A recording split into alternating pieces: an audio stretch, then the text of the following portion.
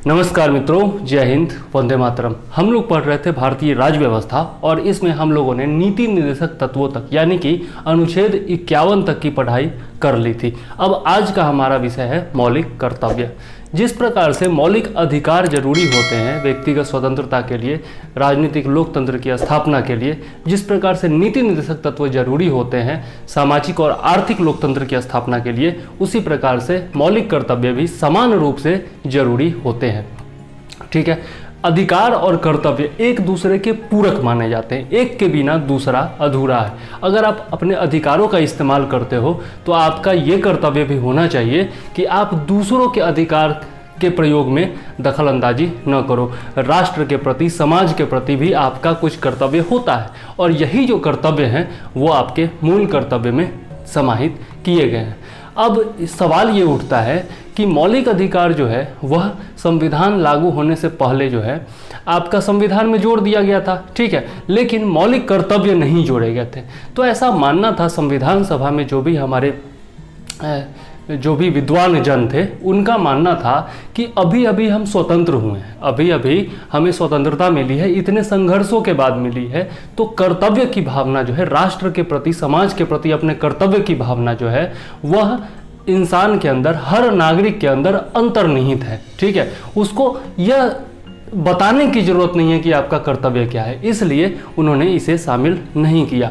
ठीक है, लेकिन फिर भी मूल अधिकार और जो मौलिक कर्तव्य हैं वो दोनों एक दूसरे के पूरक हैं और एक दूसरे के अनुयायी हैं, मतलब कि एक दूसरे के बिना दोनों अधूरे हैं। ठीक है, अब देख लेते हैं कि मूल कर्तव्य जो है आपका 42वां संविधान संशोधन 1976 के द्वारा जोड़ा गया था। और यह जोड़ा किस प्रकार से गया था, तो उस समय इमरजेंसी का दौर चल रहा था। 1975 से 1977 के बीच आप जानते हैं कि इंदिरा गांधी ने इमरजेंसी लगाया था। ठीक है, राष्ट्रीय आपातकाल की घोषणा की गई थी और उसी समय जो है स्वर्ण सिंह समिति बनाई गई थी जिसने 1976 में अपनी रिपोर्ट दी और उनका जो सिफारिश था उसमें 8 मौलिक कर्तव्यों को शामिल करने की सिफारिश की गई थी। लेकिन इंदिरा गांधी की सरकार ने बाद में जब संशोधन करके जोड़ा तब उन्होंने 42वां संविधान संशोधन 1976 के द्वारा 10 टोटल मौलिक कर्तव्य संविधान में जोड़े थे। लेकिन बाद में फिर 86वां संविधान संशोधन 2002 के द्वारा एक और मौलिक कर्तव्य 11वां कर्तव्य भी इसमें जोड़ा गया। ठीक है, तो आइए इसी के बारे में हम लोग इस वीडियो में पढ़ने वाले हैं। आइए अपना वीडियो शुरू करते हैं और मैं चंद्रवर्धन आपका स्वागत करता हूं अध्ययन।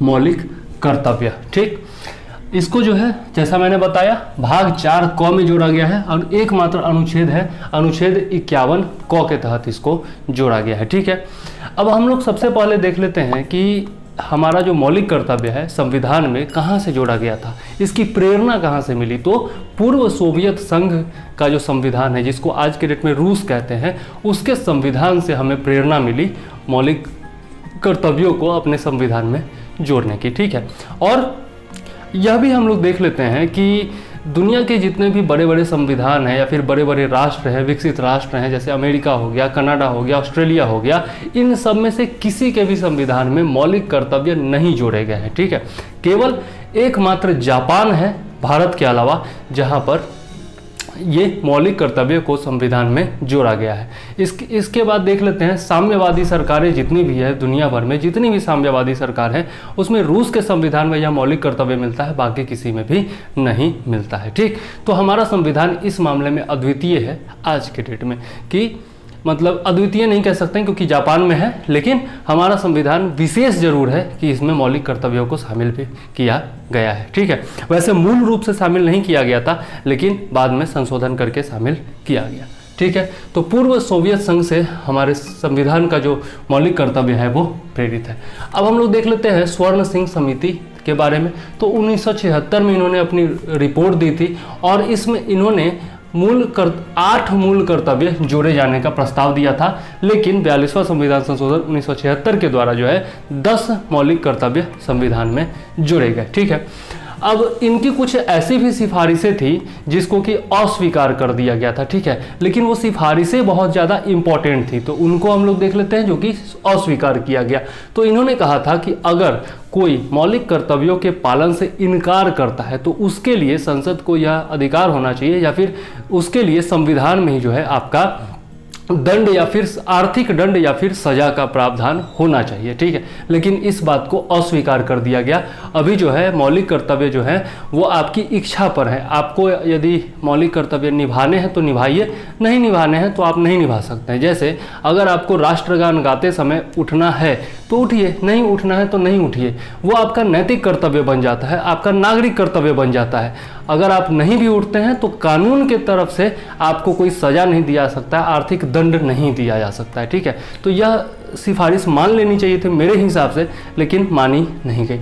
आगे देख लेते हैं, तो अर्थदंड या सजा का प्रावधान जो होगा वो अदालत के द्वारा नहीं होगा। ठीक है, वह अदालत के द्वारा नहीं होगा, वो संसद के द्वारा होगा। ठीक है, यह भी कहा गया है। उसके बाद सिफारिश क्या थी कि कर अदायगी भी जो है, मतलब कि समय पर कर यानी कि टैक्स का भुगतान करना भी नागरिकों के लिए मूल कर्तव्य में शामिल किया जाना चाहिए, लेकिन इस सिफारिश को भी नामंजूर कर दिया गया, अस्वीकार कर दिया गया। हालांकि मेरे हिसाब से इसको भी शामिल करना चाहिए था, इससे थोड़ी बहुत तो टैक्स की चोरी जरूर बच सकती थी। ठीक है, काला धन में थोड़ी बहुत कमी जरूर आ सकती थी।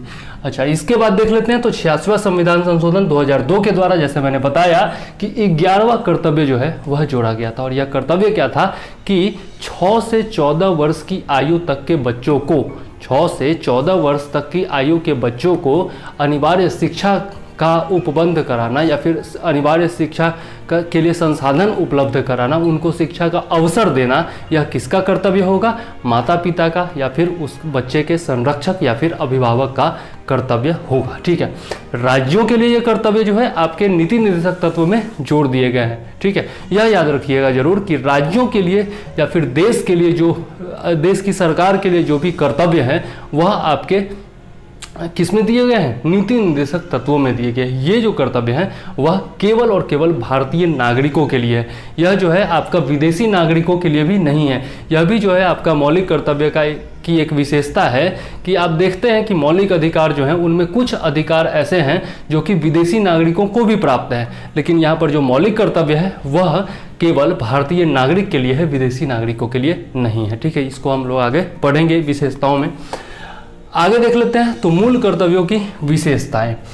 इसमें क्या है कि पहली विशेषता तो यही है कि कुछ जो कर्तव्य हैं वह नैतिक कर्तव्य हैं और कुछ जो कर्तव्य हैं वह आपके नागरिक कर्तव्य हैं। नैतिक कर्तव्यों की अगर बात करें तो आप उदाहरण के लिए देख सकते हैं कि इसमें दिया हुआ है, मूल कर्तव्यों में दिया हुआ है कि जो भी स्वतंत्रता संघर्ष में हमारे आदर्श थे, जिन्होंने हमें स्वतंत्रता संघर्ष के लिए प्रेरित किया, उन आदर्शों को अपने मन में संजोए रखना और उन आदर्शों का पालन करना, यह मौलिक कर्तव्य में दिया हुआ है। ठीक है, अब ये जो है क्या है, आपका नैतिक कर्तव्य बनता है कि ऐसा करना, क्योंकि स्वतंत्रता सेनानियों के भावनाओं का सम्मान करना हमारा नैतिक कर्तव्य बन जाता है। लेकिन यहीं पर आपका राष्ट्रगान का सम्मान करना या फिर राष्ट्रीय ध्वज का सम्मान करना, ये क्या है? आपका नागरिक कर्तव्य है। ठीक, तो मौलिक कर्तव्यों में कुछ जो कर्तव्य हैं वह आपके नैतिक कर्तव्य हैं और कुछ जो कर्तव्य हैं वह आपके नागरिक कर्तव्य है। वैसे संविधान में इसका विभाजन नहीं है, लेकिन ये समझा जा सकता है। ठीक, नेक्स्ट है आपका कि भारतीय संस्कृति, परंपरा, धर्म इत्यादि से इसका जुड़ाव है। ठीक है, तो हम लोग आपका कर्तव्यों में देखते हैं, जब हम लोग कर्तव्यों में देखेंगे तो इसमें दिया हुआ है कि हमारी सामसिक संस्कृति और गौरवशाली परंपरा का महत्व समझें एवं उसका परिरक्षण करें। मतलब कि जो भी हमारे भारतीय परंपरा है, जो भी हमारी भारतीय संस्कृति है, उसका संरक्षण किया जाना चाहिए। ठीक है, और उस परंपरा पर गौरव की अनुभूति की जानी चाहिए, यह नागरिकों का मौलिक कर्तव्य है। ठीक है, तो यह जो आपका धर्म और परंपरा और संस्कृति से जुड़ा हुआ है, यह भी विशेषताएं हैं। ठीक है, आगे देख लेते हैं, तो यह जो है केवल नागरिकों के लिए है, विदेशियों के लिए नहीं है, यह मैं पहले बता चुका हूं।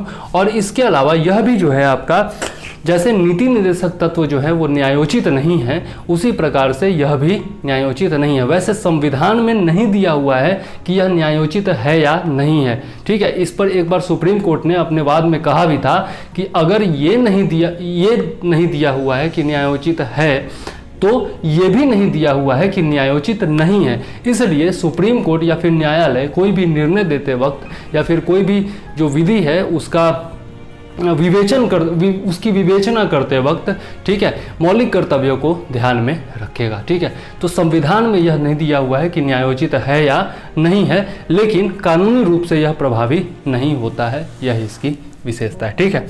कानूनी बाध्यता इसमें नहीं है, यह स्वैच्छिक है। आगे देख लेते हैं आलोचना। तो बहुत सारे विद्वानों ने मूल कर्तव्यों की आलोचना भी की है, विभिन्न आधारों पर की है। तो वो आधार देख लेते हैं जिनके आधार पर आलोचना इसकी की गई है। तो कहा गया है कि मूल कर्तव्यों की जो सूची है वह अपूर्ण है, पूर्ण नहीं है। उनका कहना था कि अब बहुत सारी चीज़ें ऐसी है जैसे मतदान करना, ठीक है, या फिर आपका टैक्स चुकाना, ठीक है, यह सब जो है आपका मूल कर्तव्यों में जोड़ा नहीं गया है, ठीक। तो यह जो है अपूर्ण है, पूर्ण नहीं है, यह उनकी सोच थी, उनका कहना था आलोचकों का। इसके अलावा इसमें कहा गया है कि कुछ जो शब्द हैं वो अस्पष्ट है, द्विअर्थी हैं और उनको सामान्य नागरिक के लिए समझना मुश्किल है, ठीक है। यह हम लोग देखेंगे, कुछ ऐसे शब्द इसमें दिए हुए हैं, जैसे आप देख सकते हैं यहाँ पर दिया हुआ है आपका सामसिक संस्कृति। तो यह क्या होता है, सामान्य नागरिक क्या समझेगा, नहीं समझ पाएगा ना। इसके अलावा आपका इसमें दिया हुआ है कुछ, देखिए जैसे वैज्ञानिक दृष्टिकोण, ठीक है, और यहाँ पर मानववाद। तो ये सब जो शब्द है, वैज्ञानिक दृष्टिकोण जो है वह हर चीज में वैज्ञानिक दृष्टिकोण अपनाया जा सकता है। तो किस चीज के लिए वैज्ञानिक दृष्टिकोण अपनाना है, किस प्रकार का दृष्टिकोण अपनाना है, यह जो है आपका अस्पष्ट नहीं है। इसमें द्विअर्थी शब्द ये सब कहे गए हैं आलोचकों के द्वारा, ठीक है।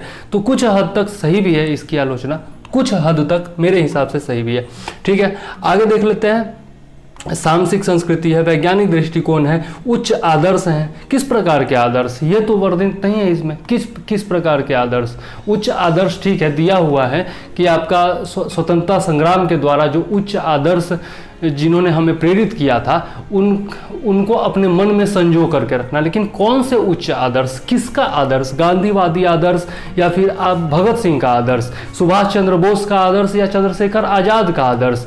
आपका उसमें गरमपंथी लोग भी थे, नरमपंथी लोग भी थे। तो नरमपंथियों का आदर्श या फिर गरमपंथियों का आदर्श, उसमें तो बहुत सारे लोग थे। कांग्रेस का आदर्श या फिर जिन्ना का आदर्श। तो आदर्श तो सबके थे और सब लोग स्वतंत्रता सेनानी थे। जिन्ना को सॉरी भूल जाइए, स्वतंत्रता सेनानी उनको मैं नहीं मानता, उनको नहीं, उसको, क्योंकि इज्जत करने के लायक नहीं है, जो भी है।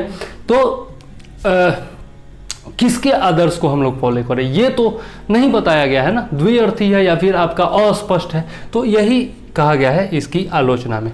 अच्छा, तीसरा कहा गया है कि यह जो है न्यायोचित नहीं है। न्यायोचित नहीं है मतलब कि कोई दंड का प्रावधान नहीं है, तो मतलब कि ये सीधा लिख दिया गया है। नैतिक जो है ना, एक प्रकार का मतलब लेखन है या फिर आप कह सकते हैं कि नैतिक आदेश है जो है, इसका कोई पालन करे या ना करे कोई फर्क नहीं पड़ता है। तो इस प्रकार से इसकी आलोचना की गई है।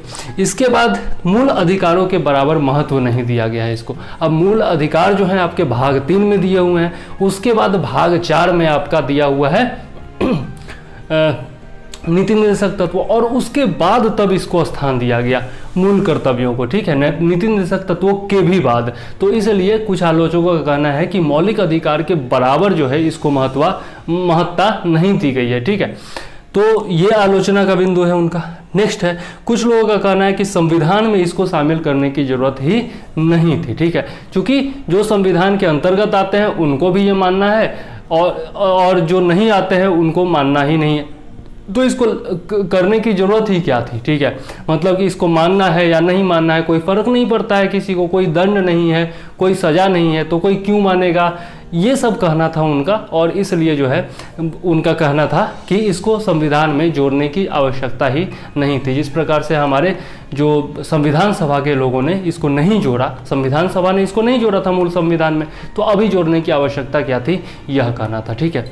और कुछ लोगों का यह भी कहना था कि इमरजेंसी के दौरान जो है जिस प्रकार से लोगों ने कानून का उल्लंघन किया, इमरजेंसी का विरोध किया, उसके प्रतिक्रिया में जो है यह मूल कर्तव्य जोड़े गए थे संविधान में। कुछ लोगों का ये भी कहना है, ठीक है। लेकिन हम लोग देखते हैं ये बात नकारी जा सकती है इसलिए क्योंकि जिन मोरारजी देसाई ने और जनता पार्टी ने इसका विरोध किया था, मौलिक कर्तव्यों को संविधान में जोड़े जाने का विरोध किया था संसद में, उन्हीं मोरारजी देसाई ने इमरजेंसी के बाद सरकार बनने पर मौलिक कर्तव्यों को संविधान से नहीं हटाया, जबकि 44वां संविधान संशोधन 1978 के द्वारा जो आपका 1976 के बहुत सारे प्रावधान थे उनको हटाया गया, लेकिन मौलिक कर्तव्यों को रहने दिया गया, ठीक है। और उसके बाद जो है 86वां संविधान संशोधन 2002 के द्वारा 11वां कर्तव्य भी जोड़ दिया गया। तो यह कहना गलत होगा कि इसको शामिल करने की जरूरत नहीं थी, ठीक है। तो यह आप लिख सकते हैं, ये जो पॉइंट मैंने बताया, मेंस में अगर क्वेश्चन आता है या फिर निबंध में कुछ लिखना हो मौलिक कर्तव्यों के बारे में तो आप लिख सकते हैं, ठीक है। तो इस प्रकार से हम लोगों ने इसकी आलोचना देख ली, ठीक है। अब हम लोग देख लेते हैं मौलिक कर्तव्यों का महत्व, ठीक है। मौलिक कर्तव्यों का महत्व देख लेते हैं। तो पहला महत्व यह है कि मौलिक अधिकारों का प्रयोग करते वक्त मौलिक कर्तव्य हमें सचेत करते हैं। जब हम लोग मौलिक अधिकारों का प्रयोग करते हैं, ठीक है, तो मौलिक कर्तव्य हमें सचेत करते हैं, ठीक है। किस प्रकार से सचेत करते हैं? अब मान लिया कि बोलना मेरा अधिकार है, मौलिक अधिकार है कि भैया वाक एवं अभिव्यक्ति की स्वतंत्रता है, तो ये इसका मतलब नहीं है कि आप कहीं भी जाकर के कुछ भी बोलने लग जाओगे, है ना।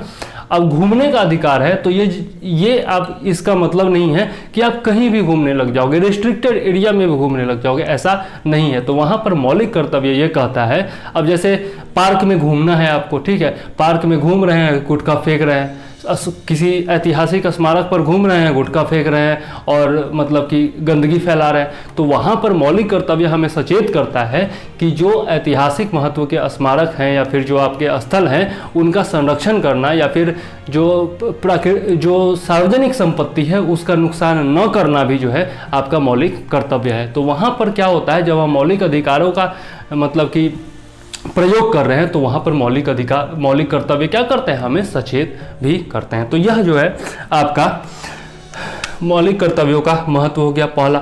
दूसरा महत्व यह है कि राष्ट्र या समाज विरोधी कोई गतिविधि होती है तो उसके खिलाफ यह जो है एक प्रकार की चेतावनी का काम करते हैं। अब जैसे राष्ट्र विरोधी गतिविधि में कह सकते हैं आप, उदाहरण के लिए मैं बता रहा हूँ, कुछ लोग हो सकता है कि सहमत न भी हों मुझसे, लेकिन मैं उदाहरण के लिए कह रहा हूँ कि JNU में आपका नारा लगाया गया, भारत तेरे टुकड़े होंगे इंशाअल्लाह इंशाअल्लाह, ठीक है।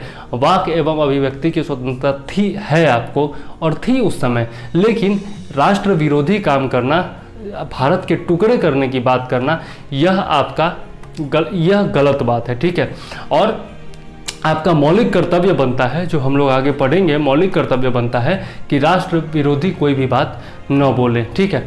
यह हमारा यहाँ पर कर्तव्य आप देख सकते हैं, यहाँ पर लिखा हुआ है, देखिए, भारत की संप्रभुता, अखंडता, एकता की रक्षा करें और उसे अक्षुण्ण रखें, ठीक है। तो जब एकता अखंडता को अक्षुण्ण रखने की बात की गई है तो आप भारत के टुकड़े होने की बात कैसे कर सकते हो। नेक्स्ट है कि नागरिकों के लिए ये क्या है, प्रेरणा स्रोत है और उनमें अनुशासन तथा प्रतिबद्धता जागृत करते हैं। जब हम लोग मौलिक कर्तव्य पढ़ेंगे तो देखेंगे उसमें बहुत सारे ऐसे कर्तव्य दिए गए हैं जो भारतीय नागरिकों को सचेत करते हैं, प्रतिबद्ध करते हैं, ठीक है। प्रतिबद्ध करने के लिए आप देख सकते हैं यहाँ पर कि इसमें दिया हुआ है आपका वैज्ञानिक दृष्टिकोण, मानववाद और ज्ञानार्जन तथा सुधार की भावना का विकास, ठीक है। इसके अलावा व्यक्तिगत एवं सामूहिक गतिविधियों के सभी क्षेत्रों में उत्कर्ष की ओर बढ़ने का सतत प्रयास, ठीक है। तो यह आपका अनुशासन एवं प्रतिबद्धता जगाता है, ठीक है।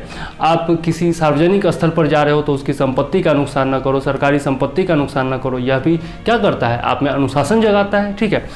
नेक्स्ट देखते हैं, विधि की संवैधानिक वैधता या परीक्षण में न्यायालयों के सहायक होते हैं ये। तो मैंने बता दिया, जैसा सुप्रीम कोर्ट ने कहा था कि मौलिक कर्तव्य जो हैं, कोई भी आपका न्यायालय जो है यदि विधि का कोई भी संविधान की व्याख्या कर रही हो या फिर किसी प्रकार के कानून पर चर्चा हो रही है, कोई फैसला देने वाली हो, कोई विवाद हो, तो उस पर जो है यह ध्यान रखेगा फैसला देते वक्त कि मौलिक कर्तव्य जो है उनका पालन किया जा रहा है या नहीं हो रहा है, मौलिक कर्तव्य जो है उससे कोई विमुख तो नहीं हो रहा है, इस बात का ध्यान रखेगा, ठीक है। इसके अलावा देखते हैं तो विधि द्वारा लागू होता है, ठीक है। और इसके लिए जो है चूंकि ये कानून बना करके लागू किया जाता है, इसलिए संसद जो है क्या कर सकती है, संसद को ये तो अधिकार है ना कि भैया अगर बाद में चाहे तो संशोधन करके या फिर कोई कानून बना करके और इस पर क्या कर सकती है, दंड का प्रावधान कर सकती है या फिर सजा का प्रावधान कर सकती है। ठीक है, तो इसका क्रियान्वयन किस तरह से किया गया है वो भी हम लोग आगे देखेंगे। ठीक है, नेक्स्ट देख लेते हैं। तो यह जो है न्यायोचित नहीं है, लेकिन ऐसा जो है संविधान में कहा नहीं गया, स्पष्ट उल्लेख नहीं किया गया है कि यह न्यायोचित नहीं है। ठीक है, आगे देख लेते हैं। अब हम लोग देख लेते हैं मौलिक कर्तव्यों को। तो सारे 11 मौलिक कर्तव्यों को हम लोग देखेंगे। पहला कर्तव्य क्या है, तो संविधान का पालन एवं इसके आदर्शों, संस्थाओं जैसे राष्ट्रीय ध्वज और राष्ट्रगान का आदर करना। ठीक है, तो ये पॉइंट तो समझना कोई मुश्किल नहीं है।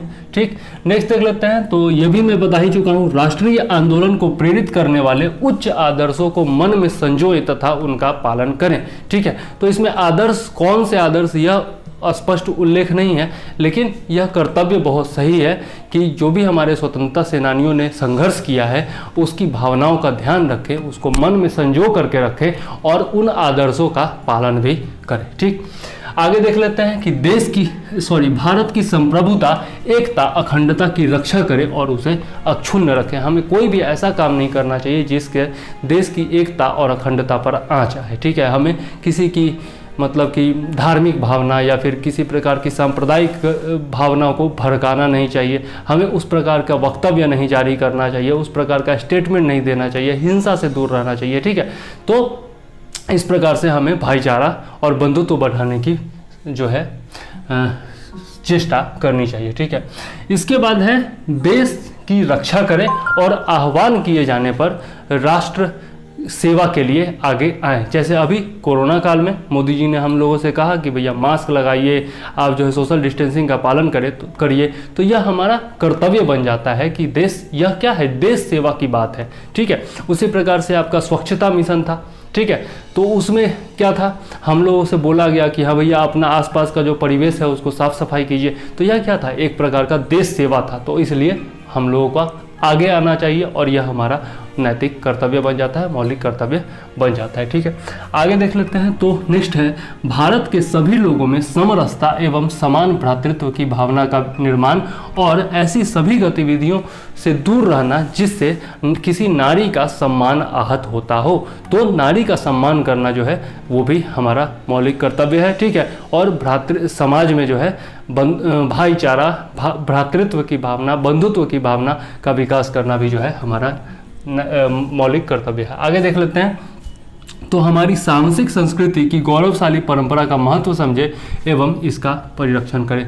हमारी जो संस्कृति है, कहा भी जाता है जिसको न निज गौरव और निज देश का अभिमान है वह नर नहीं नर पशु निरा है और मृतक समान है। मतलब कि जिसको अपने देश की संस्कृति पर गौरव नहीं है वो जो है एक प्रकार का मृतक है, वह नर नहीं है, मतलब कि पुरुष नहीं है या फिर इंसान नहीं है, वह नर के रूप में एक पशु के समान है, इंसान के रूप में एक जानवर के समान है। ठीक है, और मृतक के भी समान उसको कहा गया है। ठीक, तो इसलिए हमें क्या करना चाहिए, अपनी जो भारतीय संस्कृति है उस पर गौरव करना चाहिए, उस पर गर्व करना चाहिए, उसका सम्मान करना चाहिए। ठीक है, और दूसरों की भावनाओं का भी आदर करना चाहिए। ठीक, आगे देख लेते हैं। तो प्राकृतिक पर्यावरण की रक्षा एवं संवर्धन और प्राणी मात्र के प्रति दया का भाव रखना। तो पर्यावरण की रक्षा करना, कार्बन एमिशन कम करना, आपके घर में जो अगर फालतू का लाइट जल रहा है तो उसको बंद कर दीजिए, फालतू का आपका फैन चल रहा है, आप घर से बाहर हैं तो वो बंद करके जाइए।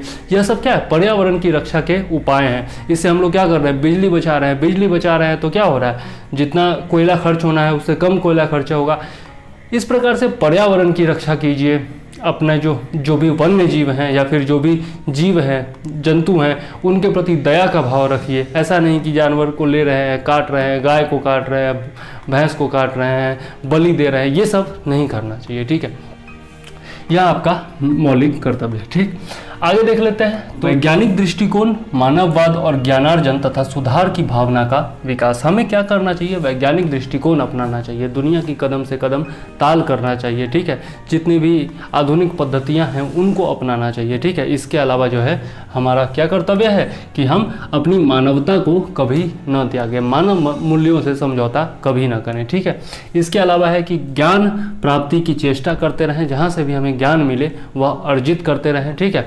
इसके अलावा अपने आप में सुधार की भावना का भी विकास करते रहें, अपने आप में सुधार करें, अपने समाज में सुधार करें, परिवार में सुधार करें, तो इन भावनाओं का विकास करें, ठीक है। इसके अलावा है आपका सार्वजनिक संपत्ति को सुरक्षित रखें तथा हिंसा से दूर रहें। अब जैसे दिल्ली का हिंसा जो है अभी हुआ था, कोरोना काल से जस्ट पहले आपका दिल्ली का हिंसा हुआ था, तो उसका उदाहरण ताज़ा है आपके सामने कि उसमें क्या किया गया, हिंसा से दूर नहीं रहा, हिंसा को भड़काया गया, ठीक है।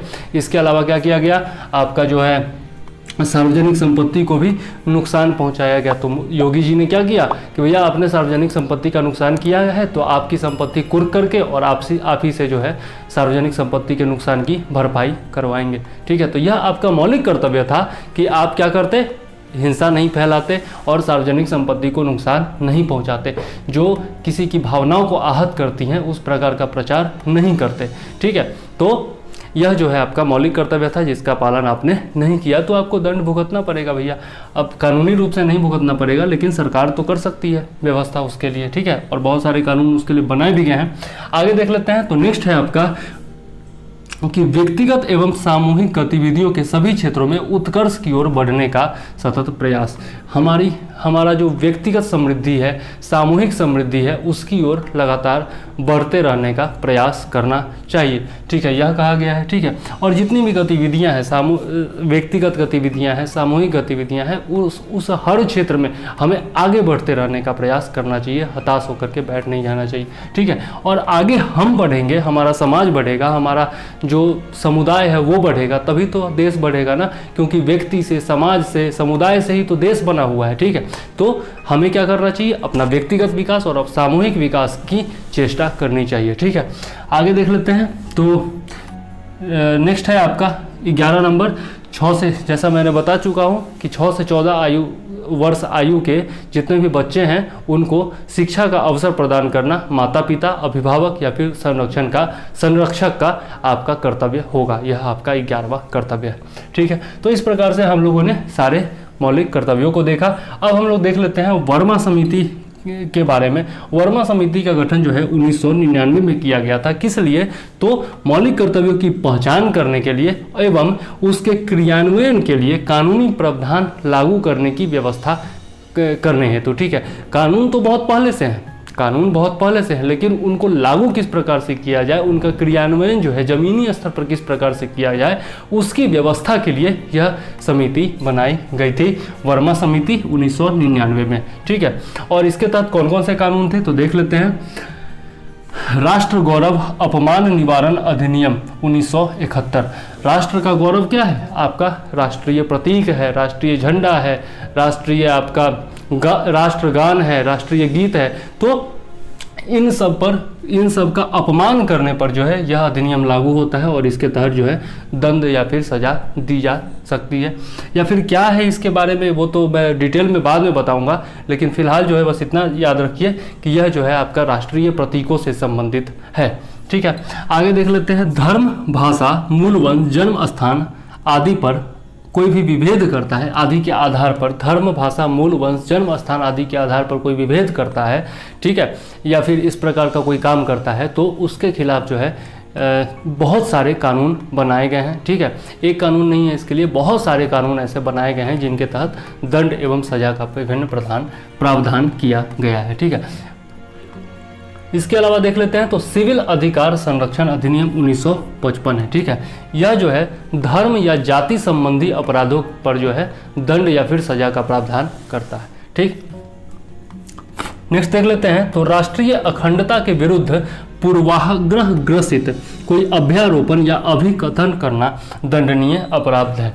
कोई, जैसा मैंने बताया था, जेएनयू का उदाहरण दिया था कि राष्ट्रीय अखंडता के खिलाफ कोई भी अभिभाषण करना या फिर किसी भी माध्यम से प्रचार करना, लिखना या फिर बोलना, यह क्या है, अपराध की श्रेणी में आता है और इसी के लिए यह अधिनियम बनाया गया है। ठीक है, तो यह जो है आपका दंडनीय अपराध है और इसके लिए अनेक प्रकार के कानून बनाए गए हैं। ठीक, आगे देख लेते हैं। तो विधि विरुद्ध क्रियाकलाप निवारण अधिनियम 1976, यह क्या है, विधि विरुद्ध क्रियाकलाप निवारण अधिनियम 1976, और यह जो है सांप्रदायिक संगठनों को गैर कानूनी घोषित किया जा सकता है इसके तहत। ठीक है, अगर कोई सांप्रदायिक संगठन है जो कि हिंसा फैलाता है या फिर किसी की भावना को नुकसान पहुंचाता है, राष्ट्रहित या फिर राष्ट्रीय अखंडता जो है, एकता जो है उससे बाधित होती है, तो उसको क्या किया जा सकता है, अवैध घोषित किया जा सकता है, उसको बंद कराया जा सकता है। ठीक है, गैर कानूनी घोषित किया जा सकता है।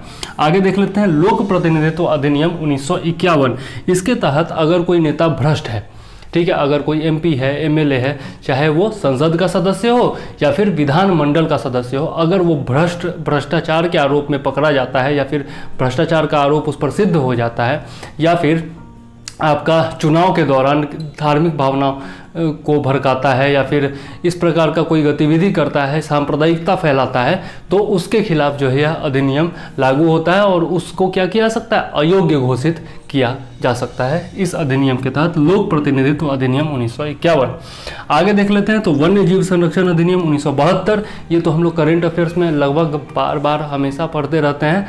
वन्य जीव संरक्षण अधिनियम 1972 जो है वह आपका जो भी लुप्त प्राय प्राणी है या फिर जो आपके दुर्लभ प्राणी हैं उनके संरक्षण के लिए है, उनका जो आपका व्यापार है उस पर प्रतिबंध लगाने के लिए यह अधिनियम है। और इसके अलावा हम लोग इसको भी बराबर पढ़ते रहते हैं, वन संरक्षण अधिनियम 1980, यह जो है वनों की अनियंत्रित कटाई को रोकता है और इसके अलावा जो है जो वनों के अंतर्गत भूमि है उनका पेड़ पौधे लगाने के अलावा कोई दुरुपयोग किया जाता है तो उस पर प्रतिबंध यह लगाता है आपका वन संरक्षण अधिनियम 1980। ठीक है, इस प्रकार से हमारा मौलिक कर्तव्य जो है वो समाप्त होता है। यहाँ पर ये लंबा चैप्टर नहीं था। ठीक है, कुछ जो इंपॉर्टेंट पॉइंट्स थे वो मैंने आपको बता दिए, सारे मौलिक कर्तव्यों को बता दिया। ठीक है, इसके अलावा मौलिक कर्तव्यों की विशेषताएं बता दी, किस प्रकार से उसकी आलोचना की जाती है वो भी बता दिया, इनके महत्व के बारे में बता दिया। ठीक है, और वर्मा कमेटी की रिपोर्ट भी आपको बता दी। तो इसके अलावा इससे जो है न पीटी में कहीं क्वेश्चन पूछा जाता है, न मेंस में कहीं क्वेश्चन पूछा जाता है। ठीक है, तो आप निश्चिंत होकर के ये पढ़िए। ठीक है, लक्ष्मीकांत को भी मैंने सारा लगभग टोटल लक्ष्मीकांत मैंने कवर कर लिया है, परीक्षा वाणी भी कवर किया हूँ और दृष्टि का नोट्स भी कवर किया हूँ। ठीक है, तो जितने भी स्रोत हैं हमारे जो सबसे बेस्ट माने जाते हैं उन सब को मैंने कवर कर लिया है। ठीक है, तो केवल आप वीडियो देखिए और जो नोट्स देता हूँ वो पढ़ते रहिए, आपका एक भी प्रश्न नहीं छूटने वाला है। ठीक है, मेहनत कर रहा हूँ तो आप लोग भी योगदान कीजिए, लाइक कीजिए, शेयर कीजिए, सब्सक्राइब कीजिए और कमेंट भी जरूर करते रहिए, अपनी समस्याएं बताते रहिए। अगर वीडियो अच्छा लगता है तो अच्छी बात है, अगर बुरा लगता है तो कोई बात नहीं, वो भी बता दीजिए कि क्या बुराई लगी आपको, क्या दिक्कत है आपको, क्या समस्या है, कुछ और मुझे सुधार की आवश्यकता है तो वो भी बता दीजिए। बोलने की शैली, समझाने की शैली, अगर किसी भी चीज़ में आपको कोई भी कमी नज़र आती हो तो वो आप बता सकते हैं ताकि आगे सुधार किया जा सके। ठीक है, अच्छा एक बात और मुझे बोलना है कि एक या दो लोग ऐसे हैं जो बार बार जो है डिसलाइक वाला बटन दबा देते हैं, तो भैया उनको क्या समस्या है वो सामने आकर के मुझे कमेंट करें ना। वो डिसलाइक करने से क्या फ़र्क पड़ता है, इतने सारे लोग जो हैं मतलब कि 98% लोग जो हैं, 99% लोग जो है वो लाइक कर रहे हैं, उनको कोई समस्या नहीं है। केवल दो लोगों को क्या समस्या हो जाती है, या तो एक डिसलाइक रहता है या फिर दो डिसलाइक रहता है। ठीक है, तो उनको आप जो भी हैं, आपको जो भी समस्या है वो आप कमेंट में लिखें। ठीक है, मुझे फ़ोन करके बता दें 7004385014, इस पर आप कभी भी कॉल कर सकते हैं, 24/7 आप कॉल कर लीजिए।